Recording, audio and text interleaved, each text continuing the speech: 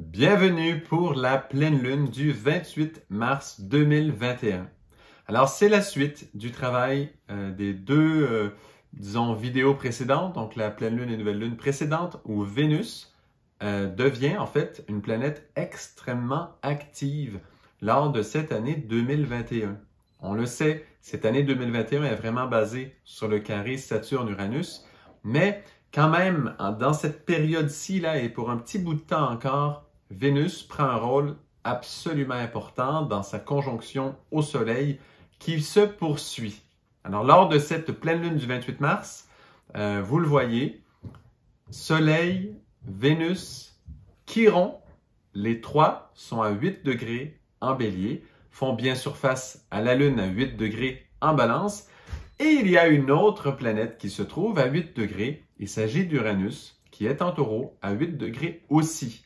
Donc, nous avons 5 points dans le ciel qui sont tous à 8 degrés. Donc, c'est le 28 mars, donc 8. Le 8 revient plusieurs fois. Donc, il y a un sens, ce fameux 8, et on voit donc que ce travail de Vénus, par cette vibration du chiffre 8, vient connecter avec Uranus en Taureau. Et donc, on voit bien que c'est la suite là de la nouvelle lune précédente, ce travail qui augmentait. Là, c'était en Poisson avant, mais là, finalement, ça se déplace en Bélier et Vénus continue à prendre ce rôle clé. Uranus continue à être lié à ce travail. Donc, le Taureau, Uranus, Saturne travaillent dans ce sens. On voit très bien que tout est relié entre le carré Saturne-Uranus à cette fameuse conjonction de Soleil, Vénus, Chiron en Bélier. Donc là, c'est vraiment l'aspect majeur, ce lien entre cette grande conjonction en Bélier et le carré Saturne-Uranus, c'est la grande chose pour cette fameuse pleine lune. Il y a cependant deux autres petits points quand même à souligner. Quand même, la conjonction de Mercure-Neptune en Poisson. Donc, on prendra un petit temps pour parler de ça. Donc, Mercure qui paie sa visite dans le signe du Poisson, là, est en conjonction à Neptune. C'est quand même important. On le sait que Mercure en Poisson est un tout petit peu perdu dans ce grand monde des Poissons. On sait que Mercure est en exil et en chute dans le signe des Poissons, donc il a un rôle tout à fait spécial. Sa rencontre à Neptune, qui elle gouverne ce signe, est quand même importante dans tout ça. Donc on voit bien qu'il y a un grand travail avec Vénus, Uranus qui fait des gros changements, Uranus qui est dans le signe du Taureau, on le sait, qui est gouverné par Vénus, donc il y a vraiment des liens très précis avec ce chiffre du 8 aussi. Donc il y a tout ce travail qui se fait là.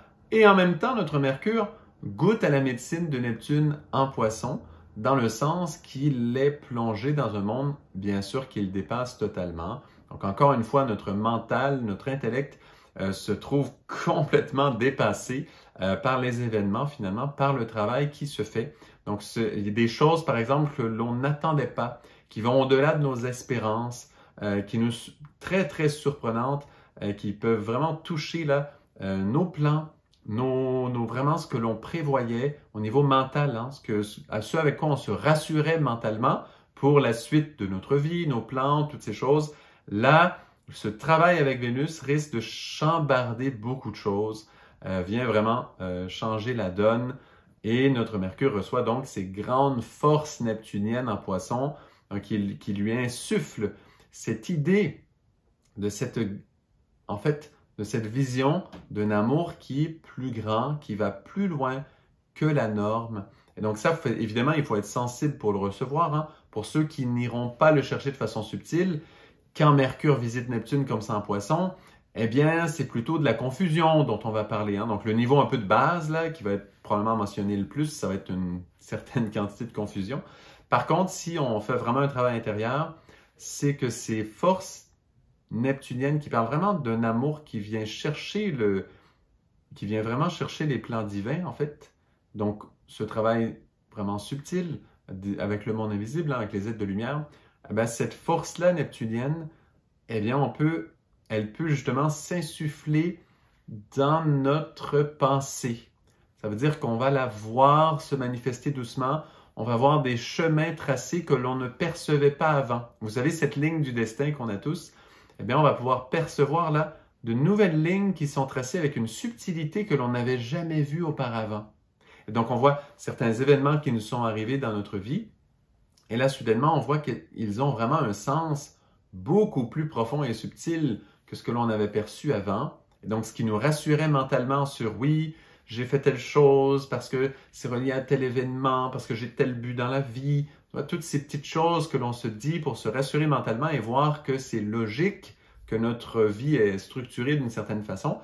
Eh bien, Neptune peut vraiment nous montrer, là, venir nous ouvrir des nouvelles portes et nous montrer des nouvelles lignes de notre propre destin qui vont beaucoup plus loin que ce que l'on avait perçu avant. Donc ça, cette conjonction Neptune-Mercure, extrêmement important. Je ne crois pas y revenir dans la vidéo, là, c'est possible quand même, mais voilà, je pense qu'on a déjà touché ce point suffisamment bien.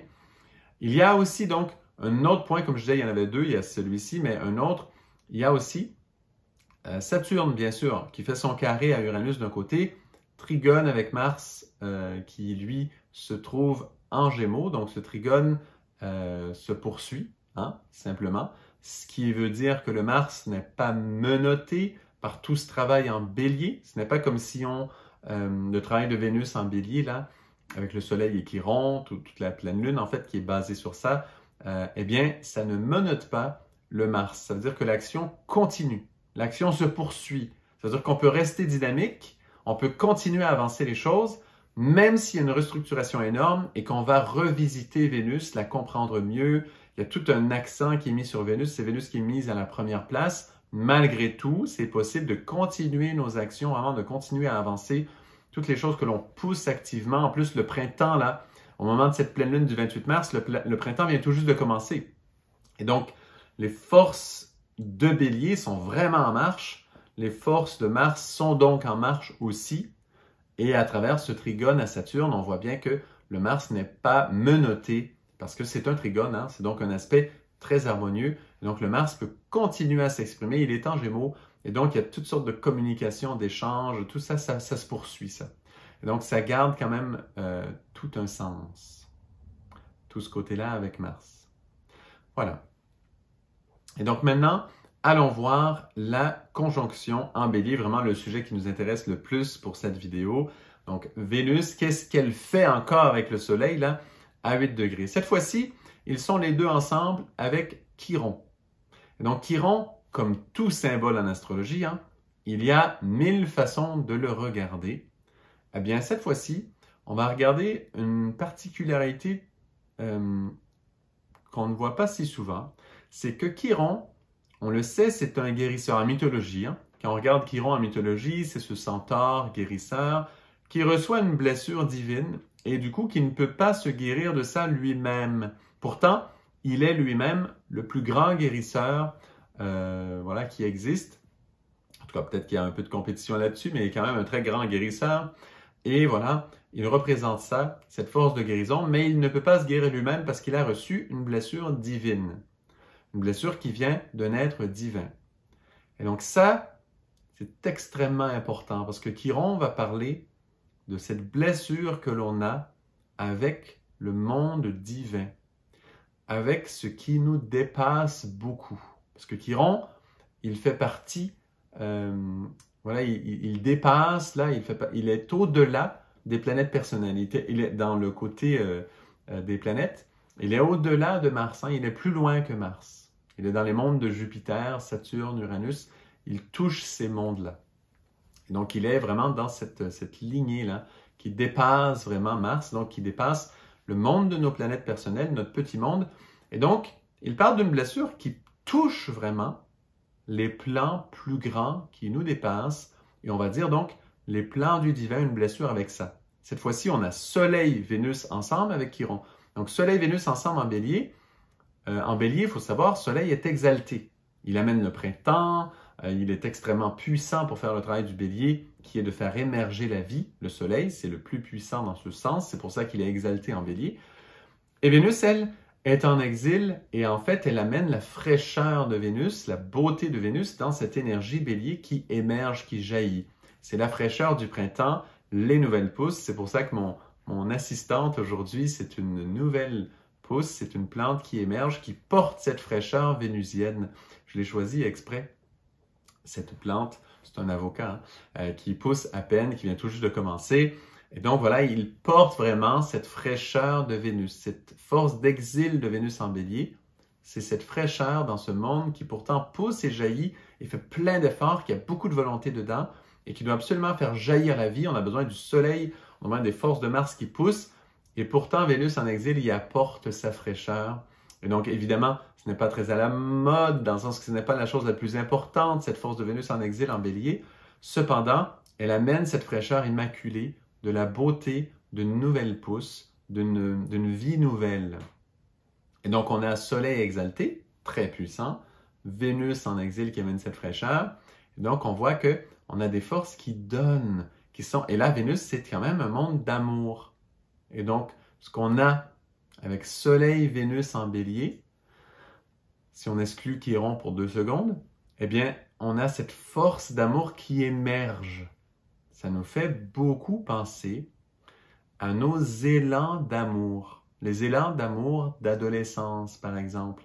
Les élans d'amour pur, où ce qui compte, c'est que l'amour émerge. Ce qui compte, c'est que l'amour jaillisse, ce que l'amour voit le jour, ce que l'amour prenne. C'est ce qui compte avec cette force de Soleil, Vénus conjoint en Bélier comme ça. Il faut que l'amour prenne sa place. Il faut que la beauté, la fraîcheur, que cet élan-là, c'est l'amour qui prend place. Il y a une poussée tellement grande pour que l'amour ressorte que c'est impossible de passer à côté. C'est cette force des amours qu'on dit d'adolescence, mais on peut les vivre à tout moment. Le coup de foudre va aussi toucher un petit peu ça, mais dans le sens que c'est un amour qu'on ne peut pas contourner. C'est une force qui pousse, pousse, pousse, et ça y est, l'amour est là, et il nous dépasse. On ne peut pas le contourner. Il est très grand. Et voilà, dans ce moment, Chiron qui est présent nous dit, dans cet amour grandiose, évidemment que l'amour, il a une facette divine. Hein? Il a quelque chose de très grand. Quand l'amour nous guide, quand on suit l'amour, on le sait, qu'on suit aussi le monde subtil. Si on suit l'amour, c'est pour suivre le monde subtil. Et quel est le lien entre l'amour et le monde subtil et le monde divin? Ben, c'est ce fameux principe de l'âme sœur, hein? Évidemment.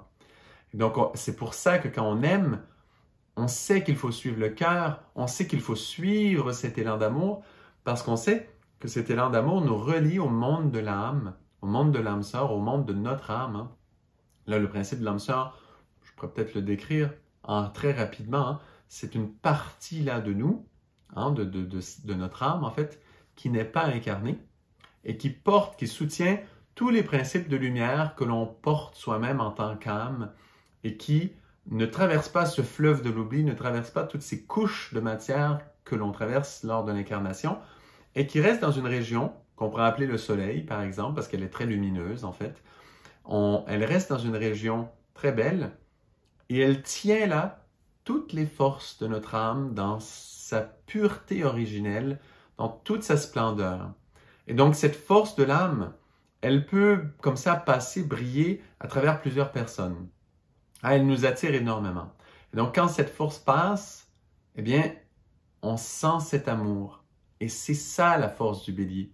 C'est que cette âme sœur, donc notre âme, cette partie de notre âme qui n'est pas incarnée, passe à travers quelqu'un, à quelque part, on la voit, et l'amour prend. C'est ça là, Soleil, Vénus en bélier. C'est vraiment ce mécanisme direct où l'amour est déclenché. En plus, on le sait, c'est la pleine lune. La lune elle-même se trouve en balance. C'est la pleine lune du signe de la balance. Et donc, on sait que la balance est reliée au relationnel comme ça, à l'union. Et l'axe bélier-balance parle du plan bouddhique, là où vraiment cette union de l'âme réellement se vit. Donc, on est exactement dans ce sujet, avec cette conjonction Soleil-Vénus, tellement de force qui émane beaucoup de lumière, tellement de force on le sait, hein, Vénus est tellement belle dans le ciel en tant que planète déjà, et le Soleil aussi évidemment donne beaucoup, beaucoup de lumière. Donc il y a tellement d'émanations, c'est tellement riche, et là on est en bélier, ça donne, ça donne, ça donne, et c'est cette force absolument incontournable quand l'âme vient déclencher l'amour en nous. On le sait, on ne peut pas dire non. C'est trop grand. On va aimer. Après, qu'est-ce qu'on va faire avec cet amour? Ça, c'est une autre question. C'est là que ça prend la sagesse. On sait que Saturne est en chute en bélier, dans l'absolu, je parle, hein? Pas là dans la pleine lune, mais dans l'absolu. Donc, on sait que cette force de sagesse du Saturne en bélier est extrêmement importante pour savoir gérer cette énergie et bien la vivre. Donc ça, c'est quelque chose déjà qui n'est pas si simple. Mais déjà, on va rester sur Vénus-Soleil qui génère la naissance, l'arrivée de cette force d'amour. Pour les éternels amoureux, pour ceux qui sont habitués d'aimer et qui aiment beaucoup, eh bien, vous reconnaîtrez là cette force de Soleil-Vénus en bélier qui vient déclencher cette force d'amour.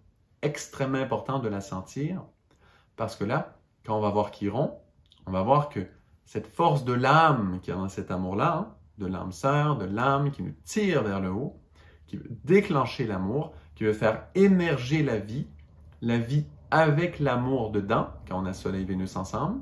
Super important ça là, pour les idées nouvelles du Verseau qui arrivent, faire émerger la vie dans laquelle il y a l'amour dedans et qui inclut le monde de l'âme.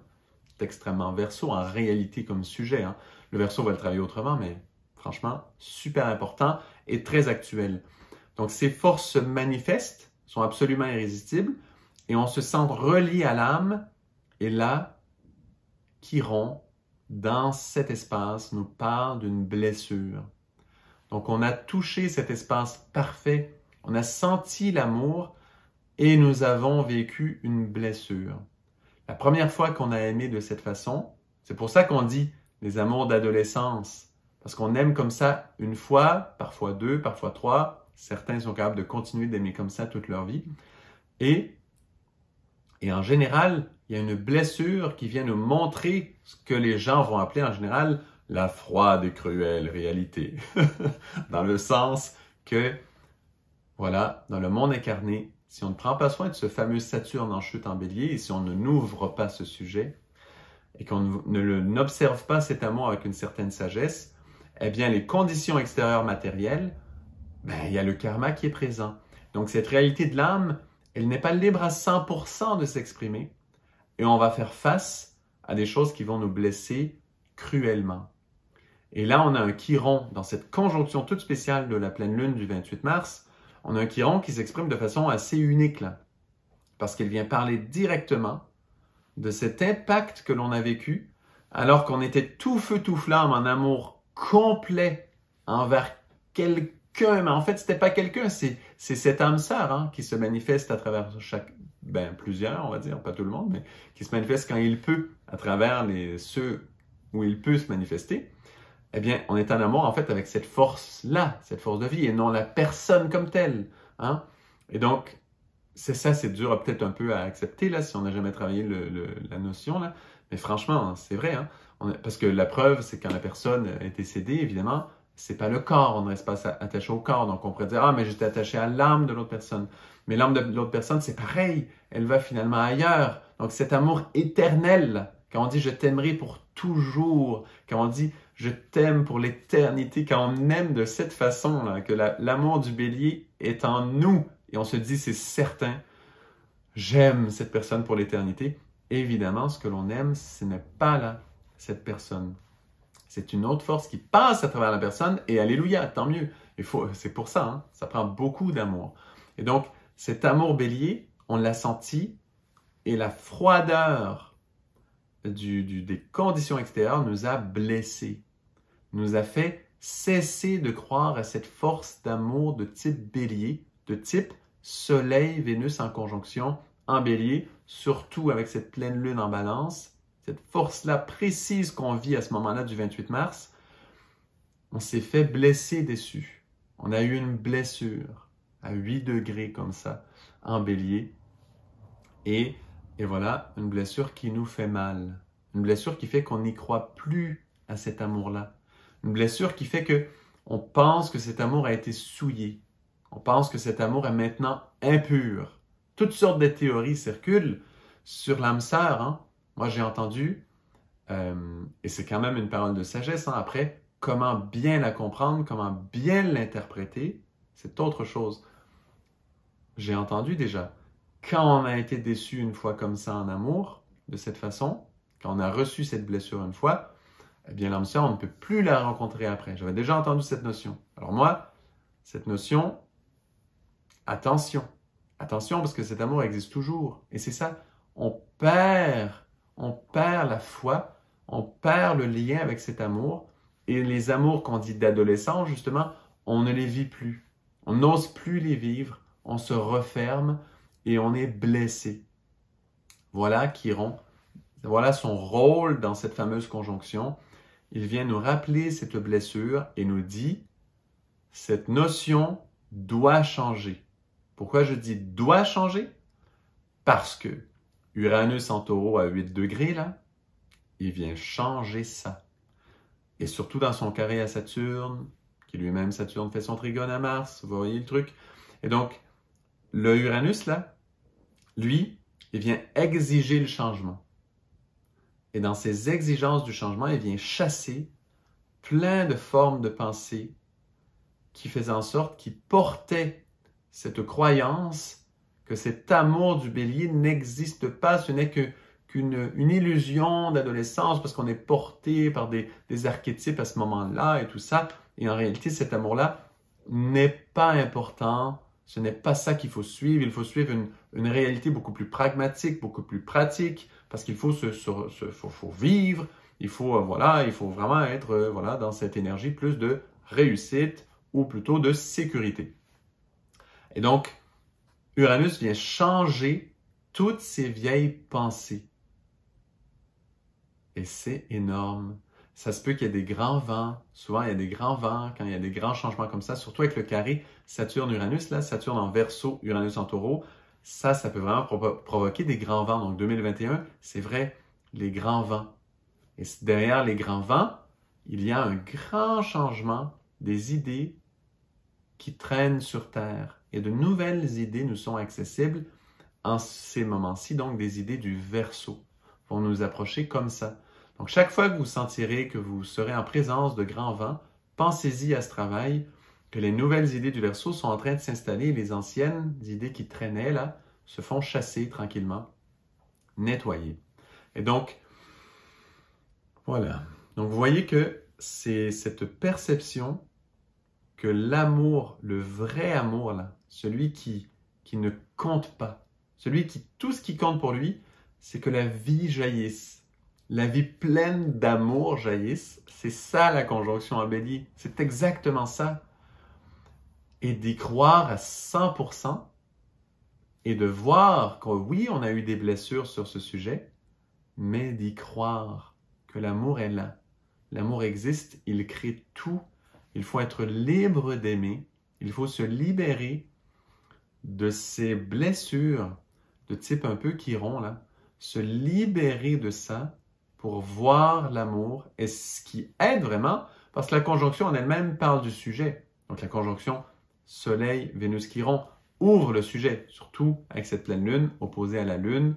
Voilà, ça ouvre le sujet. Mais ce qui fait c'est le temps de changer ça et il faut que ce ne soit plus jamais pareil après. Ça veut dire qu'il ne faut plus oublier que l'amour existe, que cet amour magique, il existe, on peut se fier dessus. C'est Uranus en Taureau. C'est lui qui vient dire, qui fait carré à Saturne, hein? Donc il vient changer des choses qui ne changent jamais en utilisant les idées du Verseau, là où Saturne se trouve. Et donc, qui vient dire, nous changeons cette perception que l'amour véritable n'est pas possible. Et ça va très loin, ça. Ça va très, très loin, là. Je sais, pour l'instant, c'est des beaux mots, ça sonne léger. Allons, creusons un tout petit peu plus pour voir jusqu'où ça va, cette affaire. Ben voilà. Dans la vie, dans la société actuelle, il y a plusieurs façons, et il y a plusieurs modèles, schémas, habitudes de considérer l'amour. Quand je parle d'amour, là, dans l'axe Bélier-Balance, on parle d'un amour qui touche le couple comme tel. Ça veut dire qu'il touche l'âme, où on sent l'âme vraiment chez l'autre, cette union, ce mariage. Ça touche vraiment ça, mais dans des sphères très élevées. Et donc, c'est de cet amour-là que je parle. Et donc, il y a beaucoup de modèles de comment on vit l'amour. Hein? Donc, on a il y a différents modèles. Il y a bien sûr le mariage un peu un peu classique. Moi, dans la culture où moi je suis né, ben, c'est un peu classique. Un mariage, s'il y a fidélité, ben, alléluia, tant mieux, c'est ce que l'on souhaite. Et voilà, il y a cette force qui est présente. Et on va se lier dans une relation de couple. On va essayer de sceller ça. Et là, on va essayer de fermer ça parce qu'on veut qu'il y ait une fidélité. Ce qui est quand même, c'est vrai que c'est super important. Là, la fidélité, c'est quand même quelque chose d'une vraie valeur qui existe là. C'est extrêmement important. Cependant, la vie du bélier, elle jaillit sans arrêt. Donc cet amour-là dont on parle va plus loin. Ça va plus loin, ça ouvre. Et là, c'est un sujet extrêmement tabou dans la société actuelle. Jusqu'où va cet amour? Comment est-ce qu'il peut s'exprimer? Imaginez par exemple. Voilà. Quelqu'un est en couple et là, son âme sœur passe dans les yeux de quelqu'un d'autre qu'il croise. Ça peut durer 10 secondes, 2 secondes, quelques minutes et il voit cette force. Et là, je ne parle pas juste d'une attirance physique qui peut être seulement sensuelle et très basse en fait, au niveau vibratoire. Là. Je parle vraiment, on sent l'âme sœur pour vrai. Là. Ça veut dire on sent quelque chose qui nous transporte. On sent l'âme qui transpire dans l'autre et vraiment, ça nous élève, ça vient nous chercher, ça nous transforme. On ne peut pas ne pas aimer. Alors, si on se réduit au couple avec cette fidélité qui essaie de se cristalliser, eh bien, on ne se donnera pas vraiment le droit d'aimer, de faire jaillir cette force du bélier. Et quand je dis aimer, je ne parle pas de laisser la personne avec qui nous sommes et d'essayer d'être en relation avec l'autre pour essayer, encore une fois, de cristalliser cette force. Je ne parle pas de ça. Je parle d'aimer. Cette force du bélier légère, qui, elle, tant qu'elle reste légère, vivante, dans des plans subtils, eh bien, elle ne se fait pas blesser. Elle ne se fait pas détruire, là, par ce Saturne en chute, qui vient dire, attention, les forces du karma de l'autre t'empêchent de tatati, tatata, toutes sortes de choses qui physiquement ne sont pas possibles. Vraiment, avec les calculs, là, des 24 vieillards, là, ces calculs de la destinée qu'on appelle en Kabbale, les 24 vieillards qui régissent les destinées, eh bien, avec ces calculs-là, ce n'est pas possible d'être en relation avec cette personne de façon stable, etc. Ce n'est pas ça qui est demandé. Par contre, il est possible que l'amour jaillisse dans les plans subtils et qu'il soit puissant, qu'il soit beau, qu'il soit extraordinaire. C'est ça, cette conjonction en bélier.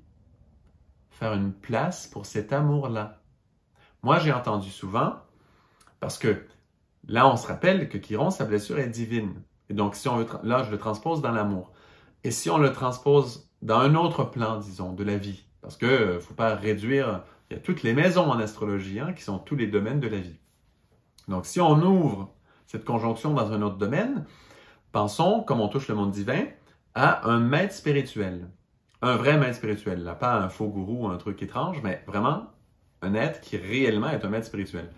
Et donc, un maître spirituel, c'est particulier, c'est pareil. Quand on est en présence d'un être, d'un initié, d'un être extrêmement avancé, d'un maître spirituel, eh bien, on est complètement transporté, là. Parce que pareil, on sent la vibration de l'âme. On sent l'âme, comme quand on est en amour, là. On sent l'âme qui est là et on se sent transporté. Et là, qu'est-ce qui se passe? La même réalité. Voilà, on est transporté, on est en amour. L'amour est là, avec cet être tellement avancé qui peut nous ouvrir les clés de l'âme et faire qu'on peut vibrer à l'âme beaucoup plus qu'avant, qu'à l'habitude. Et on veut s'engager. On veut cristalliser les choses. Le fameux Saturne en chute en bélier, il faut apprendre à le connaître, celui-là. Et donc, on veut faire ça. Il y a une force en nous qui veut cristalliser. Une force taureau même, qui veut aussi posséder.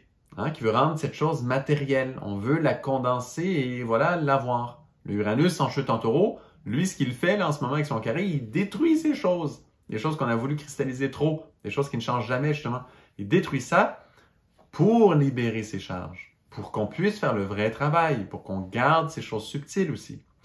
Et donc, on veut, finalement, souvent, on veut presque posséder ce maître spirituel, cet initié, on le veut pour nous. On veut être près de lui. C'est comme cette force d'attraction gravitationnelle, comme si c'était justement un soleil et nous, un petit astéroïde qui passe à côté. Évidemment, on est attiré là, on veut en faire partie et comme fusionner finalement.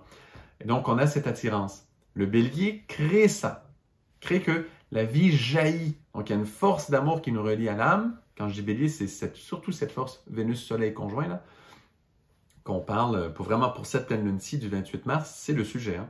Et donc, cette force nous attire et on y va. Et là, on est en présence de cet initié et tout, et on veut ça. On s'accroche à ça. Eh bien, évidemment qu'il y a une blessure qui va arriver. Pourquoi? Parce que notre propre karma à nous-mêmes ne nous permet pas de fusionner comme ça avec un maître spirituel complètement, que toute notre vie va se trouver alignée parfaitement, que notre ligne de la destinée soit transformée par ça et qu'elle soit alignée parfaitement, et ça y est. Nous pouvons, comme ça, atteindre les mondes subtils sans aucun problème. L'initié, le maître spirituel, tout ça, nous a complètement transformés. Nous sommes transcendés à 100% et notre vie, voilà, est droite et ça y est, la toute-puissance du maître spirituel nous a transformés. Et non. Pourquoi? Parce qu'on a notre propre karma à nous. Même si l'être avancé, lui, son karma, disons hein, qu'il est complètement déjà, là, on va dire, en parenthèse, transformé, purifié, payé, de d'autres façons de le dire. Il y a plein de façons de le dire. Mais disons que lui, là, ça y est, son karma, c'est réglé, on pourrait dire. Il pourrait être libre pour créer toutes sortes de merveilles sur Terre. Eh bien, notre propre karma nous empêche complètement. Le karma, il faudrait définir. Il faut toujours tout définir, mais bon, je me calme. Juste pour dire, notre propre karma, version simple et rapide, ne nous permet pas de fusionner comme ça avec un maître spirituel. Matériellement, je parle. Hein? Et donc, ça, c'est pas possible. Donc, qu'est-ce qui va arriver? Nous allons avoir une blessure. Combien de personnes ont rencontré un maître spirituel, l'ont trouvé extraordinaire, ont senti, ou voilà, un être très avancé, on va dire, ont senti vraiment un appel d'âme énorme, et après quelques temps, on dit non, non, non, parce que vraiment, il fait telle chose, et ça, pour moi, non, j'aime pas ça du tout. Il y a eu une blessure. Et ça qui rompt avec Soleil, Vénus en Bélier. Il y a eu une blessure. La blessure, c'est quoi? Notre propre karma fait que quand on touche le divin, ça nous fait mal. C'est comme, vous savez, celui qui s'est brûlé les ailes en allant très près du Soleil. C'est simple. C'est une des versions d'interprétation de ça. C'est que quand on s'approche du divin tellement, quand on s'approche d'une vibration, mais très avancée, notre propre karma à nous, il nous fait mal. Notre propre gravité à nous, notre propre poids à nous, eh bien, on le sent plus que jamais, en fait. Parce qu'il nous empêche de fusionner avec cet être qui, lui, est tout ouvert, tout amour, 100% disponible, capable. Et donc, on a mal. Ça nous fait mal. Et si cette blessure est tellement forte et que l'amour du bélier, on n'y croit plus, on perd un peu la foi, on va dire, et comme ça, on souffre. Et là, cet amour bélier tombe en lambeaux, on n'y croit plus, on ne se fera plus jamais avoir. Hein, on prend des décisions comme ça, on dit non, les maîtres spirituels n'existent pas, c'est pas bon, c'est la collectivité qui compte maintenant, c'est tout, c'est l'humanité, on veut plus de président, on veut plus d'autorité, on n'en veut plus, c'est que le peuple, et voilà. Parce qu'on ne voit pas qu'il y a des êtres qui peuvent vraiment guider. Hein. Et donc, on ne veut plus le voir, pourquoi? Parce qu'on a été blessé comme ça, dans cette conjonction qui illustre tellement bien vibratoirement, c'est tellement parfait, Soleil, Vénus qui rompt comme ça en bélier, à un moment où Uranus, Saturne font un travail énorme de changement, de grandes croyances, limites. C'est tellement grand. Et donc, là, c'est le temps, avec cette pleine lune, de voir la puissance de l'amour. De voir la puissance de l'amour qui nous appelle dans le monde de l'âme et de faire quoi? Eh bien, de le garder dans ces plans-là. Puisque l'on sait que notre karma, on n'a pas fini de le payer. Puisqu'on sait qu'on n'a pas assez purifié nos matières, nos corps, tous les plans. On le sait. Ils ne sont pas prêts. C'est sûr qu'ils ne sont pas prêts, là. Peut-être qu'il y a quelques rares personnes qui sont prêts. Eux, ils le sauront parce qu'ils ont tellement travaillé pour. Ils vont le savoir qu'ils sont prêts. Mais pour tous, là, la grande majorité d'entre nous, moi inclus évidemment, nous ne sommes pas prêts pour vivre cette force matériellement, pour fusionner comme ça, matériellement. Ça veut dire qu'évidemment, si on y va et qu'on essaye et on se pousse à vivre cette flamme d'amour du bélier, de l'âme sœur, jusque dans le plan matériel et on veut que ce soit matériel, évidemment, on va se faire prendre, on va vouloir cristalliser ça, coller cette force à notre propre karma. Et là, on va limiter ce que l'on aimait, et c'est ce qu'on fait. On essaie de limiter l'âme sœur que l'on percevait. L'âme sœur, elle est dans un plan libre. Du moment qu'on limite, vous savez quoi? Elle part.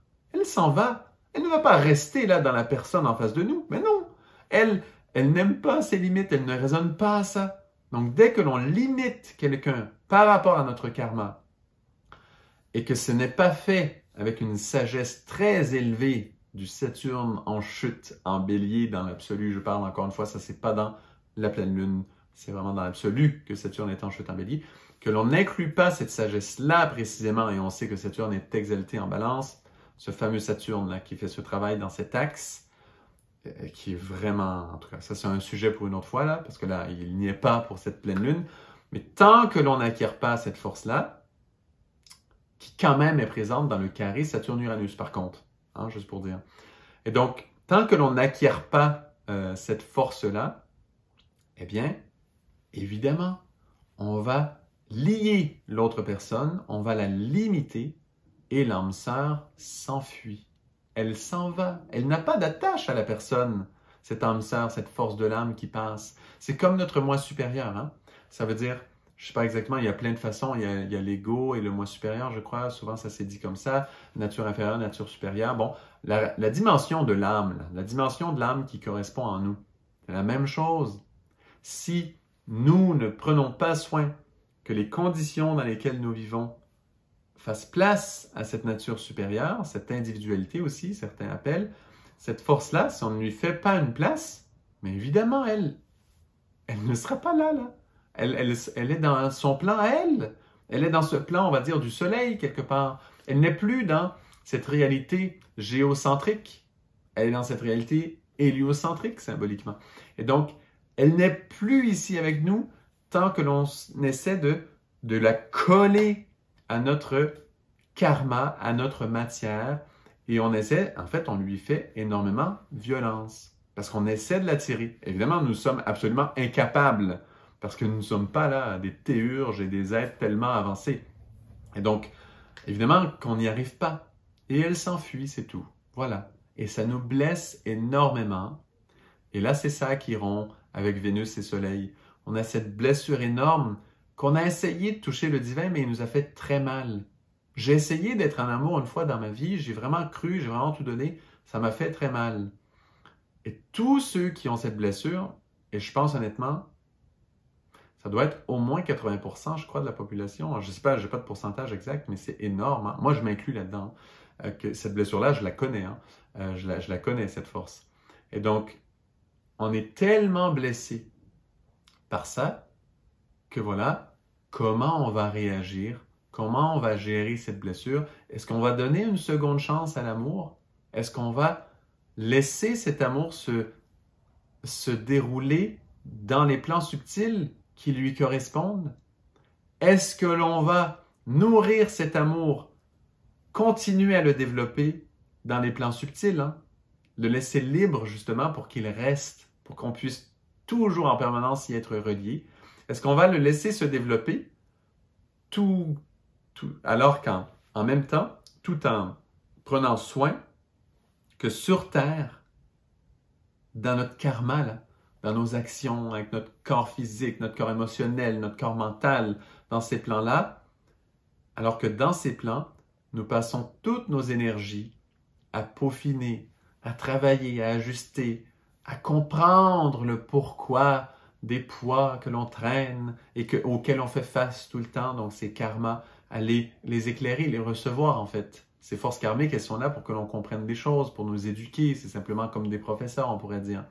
Et donc, on travaille avec, on éduque tout ça parce que l'on prépare un espace, une condition, pour qu'un jour, cet amour tellement fort que l'on ressent quand on aime, quand on sent cette âme sœur, on la voit passer dans quelqu'un, on aime, on est plein d'amour, et de nourrir, de garder donc cette force-là dans les plans subtils, savoir qu'on la maintient dans les plans subtils et créer des conditions pour qu'un jour, parfois, cette force puisse se manifester matériellement. Et donc, soit pendant une seconde, une minute, une heure, un jour, une semaine, un mois, une année, éventuellement une vie. Ça va venir, on va y arriver. Hein. On va pouvoir vivre avec cette force-là un jour, probablement pas dans cette vie-ci, en tout cas pour la très grande majeure partie d'entre nous, mais on travaille dans ce sens. Quand on arrivera là, nous serons vraiment dans une terre des vivants, une terre belle, extraordinaire. Moi, j'ai très hâte à ce moment. Et donc, il faut apprendre à travailler avec cette force de Soleil-Vénus en conjonction en Bélier, les aimer, travailler avec ça, continuer à nourrir cet amour, tous les êtres que vous avez aimés tellement fort et que c'est un vrai amour, là, que vous sentiez l'âme sœur dans ces personnes. Je suis certain, normalement, c'est plus qu'une personne en général, qu'on sent quelque chose, même si c'est très peu de temps. Moi, j'ai des exemples, c'est incroyable, je veux une personne, c'était très peu de minutes, c'était en minutes là, que ça se comptait, et j'étais chanceux que c'était des minutes, ça aurait pu être des secondes, hein, mais ça a été des minutes, et j'ai senti cette force, je l'ai sentie, elle était là, et chaque fois qu'on a vécu ça, de le nourrir dans les plans subtils, de se dire cette force, je vais la revoir. Et donc, quand on le fait ça dans les plans subtils, on ne s'emprisonne pas dans les plans karmiques de la personne, puisque l'on reste relié à cette force de l'âme, de l'individualité, du moi supérieur, qui a passé dans cette personne. Et c'est ça que l'on souhaite. Et donc, on nourrit aussi, on aide en fait aussi l'autre personne à peaufiner, à affiner sa matière, son karma, à comprendre les choses qu'elle a à comprendre pour que cette force aussi du moi supérieur puisse passer à travers elle davantage, hein, jour après jour. Si on gagnait une seconde chaque jour, ce serait déjà un extraordinaire progrès dans ce sens. Donc, toute force dans ce sens est extrêmement importante. Donc voilà, Soleil, Vénus en Bélier qui travaille si fort à ce que l'amour pur, le vrai, qui touche l'âme sœur, qui nous relie à travers cette âme sœur au monde divin, eh bien, puisse continuer. Et cette fameuse force d'Uranus vient détruire toutes les pensées. Le carré Saturne-Uranus, là, vient détruire tout ce qui limite cet amour-là. Alors, tout ce qui fait, le chiron, justement, j'ai été trop blessé, j'ai eu, vous voyez, ça résonne tout au degré 8. Hein? Tant Vénus, Soleil, Chiron que Uranus. Et la Lune aussi, bien sûr. Et donc, le Uranus, par ce degré 8, il résonne. Alors, ça fait un aspect 30 degrés. Hein?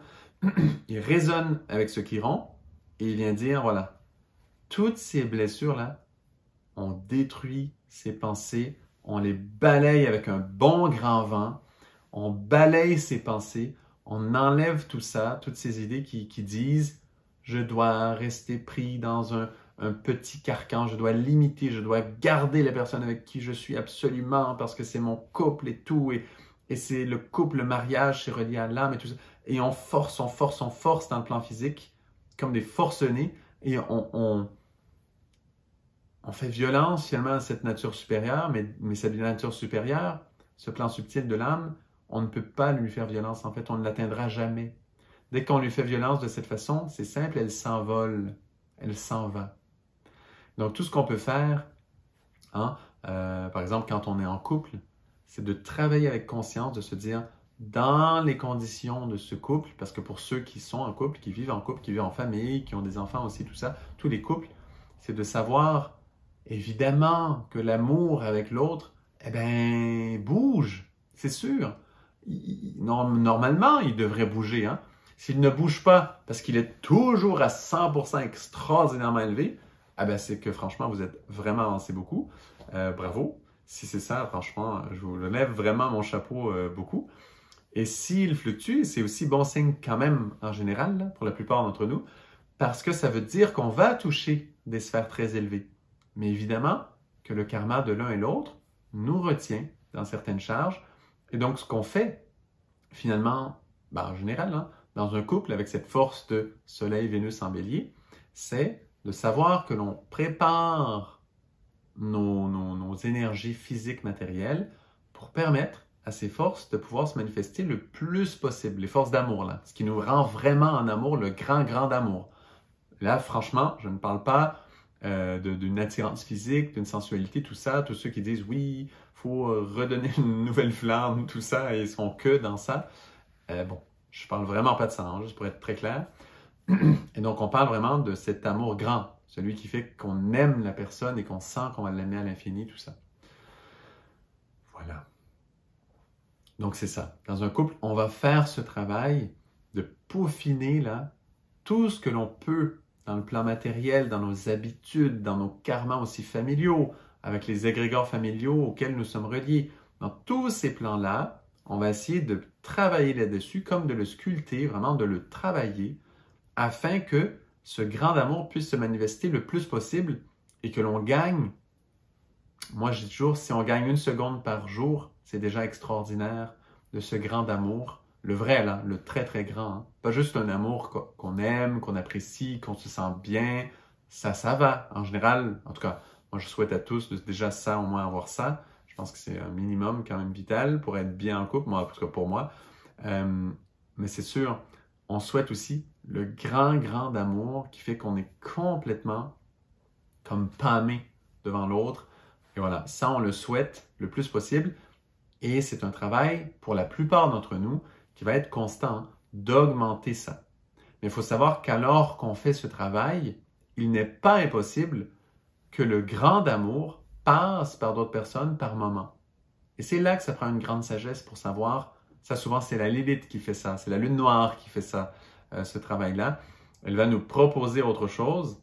Qu'est-ce qu'on fait avec cette force? Évidemment qu'il faut l'aimer. Quand l'âme sœur passe, on ne peut pas ne pas l'aimer, franchement. Ce serait un manque de respect énorme. Ça voudrait dire, je suis plus fidèle au karma de ma partenaire, c'est-à-dire aux limites de ma partenaire ou de mon partenaire, dépendamment. Donc, je suis davantage fidèle au karma de l'autre qu'à mon âme sœur. Et là, ça fait mal. Par contre, il faut aussi rester conscient, et c'est là que ça prend toute la sagesse du monde, que cette âme sœur, pour la plus grande majorité de tout ce qui existe, va ne faire que passer dans cette personne. Ou encore, qu'elle va peut-être passer de façon régulière, c'est-à-dire se présenter de temps en temps à travers cette personne, mais que nous n'avons pas à créer de lien d'engagement au niveau justement d'une vie commune.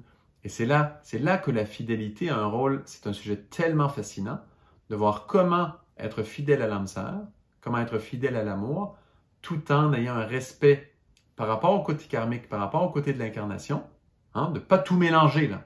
C'est pas parce qu'on est en amour, parce qu'on sent l'âme, qu'il faut absolument avoir une relation sexuelle avec l'autre. Ça, déjà, il faut que je le nomme quand même, parce que c'est trop tabou, puis c'est trop gros, et donc il faut le dire au moins une fois. Je sais que bon, c'est une évidence pour certains, mais il faut le dire.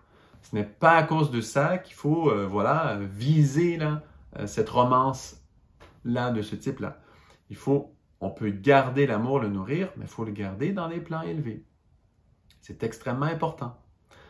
Et donc, toute cette maîtrise autour de cet axe balance-bélier, oui, c'est ça. Et disons bélier principalement avec les aspects de cette pleine lune du 28 mars. Eh bien, cette maîtrise-là dont on parle en ce moment avec cette blessure du Chiron qui se fait balayer, eh bien, c'est un travail qui semble absolument primordial, important et, moi, j'oserais presque dire tout puissant, là, mais extrêmement important pour que l'ère du Verseau s'installe dans l'humanité. Parce que c'est très beau, hein, de parler de collectivité, de fraternité, de regroupement, tout ça. C'est très beau. Mais dès que les histoires d'amour rentrent dans ces collectivités, oh là là, c'est très compliqué. C'est vraiment complexe à travailler si on n'a pas maîtrisé certaines notions, au moins celle de Soleil, Vénus en conjonction en Bélier que je viens de décrire. Donc, il faut travailler là-dessus absolument. Sinon, la collectivité jamais n'aura lieu. Vous le savez que les guerres sont créées par Mars-Vénus, cette attirance. Et là, il y a des frustrations qui se créent et le Mars, finalement, fait une guerre. Parce qu'il se fait... Voilà. Il y a une frustration avec Vénus et ça fait ça. C'est souvent ça. Beaucoup d'histoires d'amour, du vécu Mars-Vénus dans l'humanité ont amené à des guerres, des convoitises quelconques, finalement, pour résumer. Et donc, voilà, donc on voit que c'est absolument important.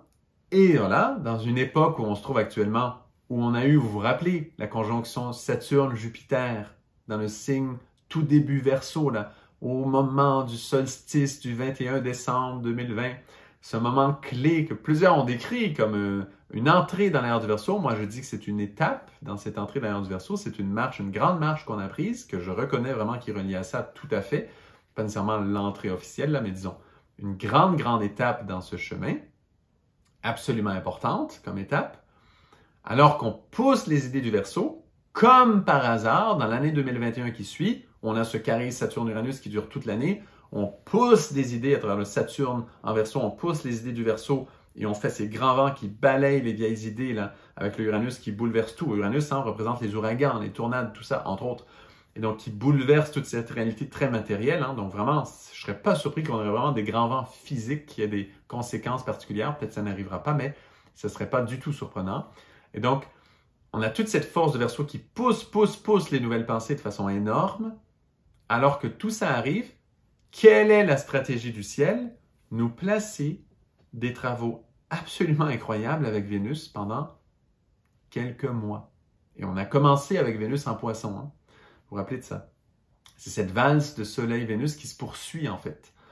Et donc, quelle est la stratégie du ciel? Travailler sur cette Vénus. Et là, la conjonction Soleil-Vénus-Chiron, oh là là, elle ne nous rate pas. Elle touche cette blessure. Comment nous nous sommes blessés en amour. En plus, c'est le vrai amour, là. Le vrai grand amour. C'est là qu'on s'est fait blesser le plus. Parce qu'on a voulu fusionner avec cet amour divin. Évidemment que nos limites matérielles nous ont retenus. C'est une évidence. C'est absolument impossible de faire autrement, excepté si on a un grand maître spirituel. Hein.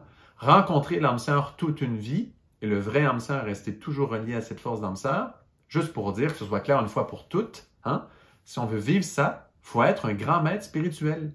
Et très tôt, avoir l'illumination et pouvoir vivre ça. Juste que ce soit clair quand même.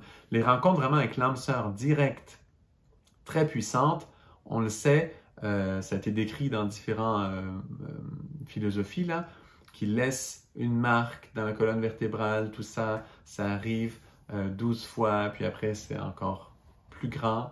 Bon, tout ce cycle-là des rencontres de l'âme sœur, juste pour être clair, de vivre ça réellement à 100%, pour que ça arrive, il faut être un grand maître spirituel. Hein? Ça n'arrivera pas là au commun des mortels qui n'a pas fait un grand travail sur soi. C'est absolument impossible ça. Et donc, juste franchement, ça fallait le dire. Hein? Je ne l'ai jamais dit encore publiquement. C'est la première fois que je le dis. Moi, personnellement, hein, d'autres l'ont dit. Mais pour moi, c'est vraiment ma première fois. Mais vraiment, il faut le voir, ça. C'est super important. Et c'est pour ça que dès qu'on rencontre cette force d'amour réelle, parce que ça, la rencontrer, ça, j'espère que la plupart des gens le vivent quand même, au moins une fois.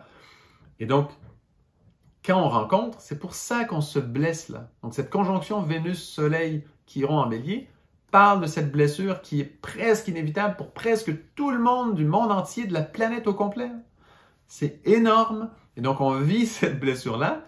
Et voilà, après, il faut apprendre à vivre avec cette blessure. Il faut que cette blessure, en fait, serve à nous expliquer comment ça fonctionne. Cette blessure sert à nous démontrer, OK, il faut comprendre, d'accord, mes limites à moi font que c'est absolument impossible.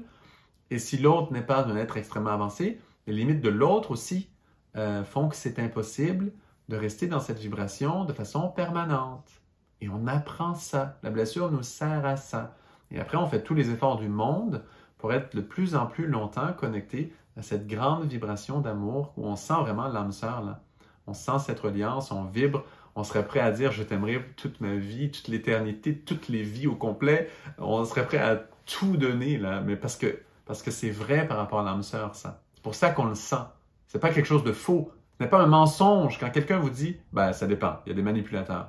Mais quand vous voyez bien que la personne le sent pour vrai, et attention, parce que les manipulateurs sont bons pour faire croire, mais si quelqu'un le sent pour vrai, je t'aimerai pour toute ma vie et toutes mes vies, disons qu'il se rend même jusque-là, sachez que c'est vrai en fait. C'est très vrai ce que la personne dit. Par contre, il ne faut pas penser que c'est nous-mêmes dans notre incarnation, là, avec notre personnalité. Ce qu'il dit, c'est que l'âme sœur, son âme sœur à lui, qu'il voit à travers vous à ce moment, il va l'aimer toute la vie, tout le temps. Et c'est vrai, en fait. Et c'est très beau, parce que ça veut dire que vraiment, son âme sœur passe à travers vous entièrement. Et ces moments sont délectables. C'est super beau. Pour moi, c'est extrêmement important de vivre ça. Parce que cette vie de l'amour jaillit à ce moment-là. Et c'est une notion clé du début pour justement que l'ère du Verseau, cette ère où la collectivité puisse se placer. Il faut éclaircir ça. Sinon, vous pouvez faire le nombre de groupes que vous voulez, le nombre de regroupements que vous souhaitez, le nombre d'associations, de religions, de mouvements, de toute fraternité confondue que vous souhaitez, tant que cette notion-là d'amour qu'on vient d'expliquer aujourd'hui, avec le bélier, soleil, Vénus et Chiron, tant que ce ne sera pas travaillé, acquis, qu'on ne sera pas capable de travailler avec bien, qu'on ne va pas tout mélanger, là, eh bien, voilà, ces groupes, ces collectivités, tout ça, ne pourront pas tenir, ne pourront pas faire le travail. Et c'est pour ça qu'il y a une suite logique. Le Verseau augmente en force et on a un énorme travail à faire avec Vénus qui se poursuit. Et ça se poursuivra encore la prochaine fois pour notre prochaine vidéo. Voilà. Merci à tous pour votre écoute.